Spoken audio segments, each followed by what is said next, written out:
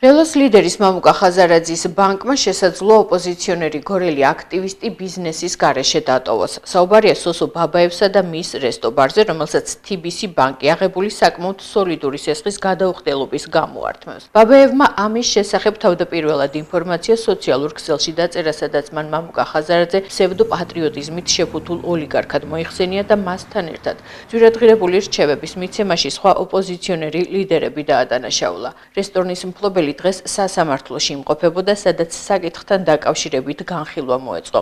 სხდომის დასრულების შემდეგ ბაბაევმა საბანკო სისტემა გააკრიტიკა. იოსებ ბაბაევი თვლის, რომ მას უსამართლოდ ექცევიან, რადგან მაღალ პროცენტში გაცემული სოლიდური სესხი პროცენტებით უკვე დაფარული აქვს. როგორც TV მონიტორინგისთვის გახდა ცნობილი, სესხის გადავადებაზე ბაბაევი მოლაპარაკებებს თავად მამუკა ხაზარაძესთან აწარმოებდა, რომლის შუამდგომლობითაც მას დავალიანების დაფარვა რამდენიმე თვით გადაუვადეს. პანდემიის დროს დაზარალებულ ბიზნესზე, ხო? მთელი მსოფლიო გაჩერდა, მით უმეტეს რესტორნები გაჩერდა, ხო, პანდემიის დროს.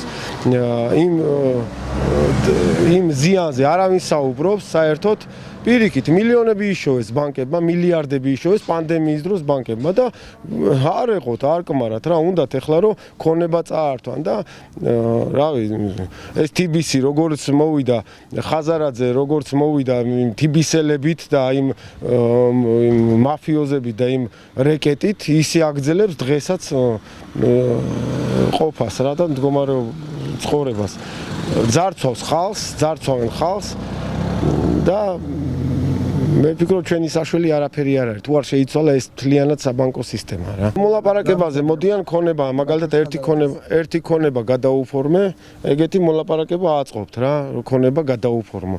აი ქონებაზე არიან გადართული. ნუ სოლიდური თანხაა ეხლა, სოლიდური თანხაა, მაგრამ ორი მაგდენი გადახდილი მაქვს უკვე.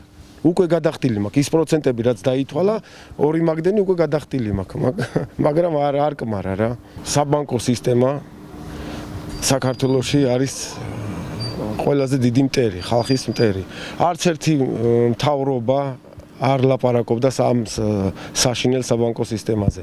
არც ერთი ოპოზიცია არ საუბრობს ამ საშინელ საბანკო სისტემაზე, იმიტომ რომ აწყობთ. ყველა მთავრობას აწყობს ეს საბანკო მაფია და ოპოზიციასაც რა თქმა უნდა ყველას პოზიციასაც და ოპოზიციასაც აწყობთ ეს საბანკო მაფია. ანუ ბანკირები, ოლიგარქები მართავენ. როგორც ოლიგარქები არიან ოპოზიციაში, ისეთი ოლიგარქები არიან პოზიციაში და ერთად შეხმატკბილებულად ხალხს წურავენ რა ბოლომდე.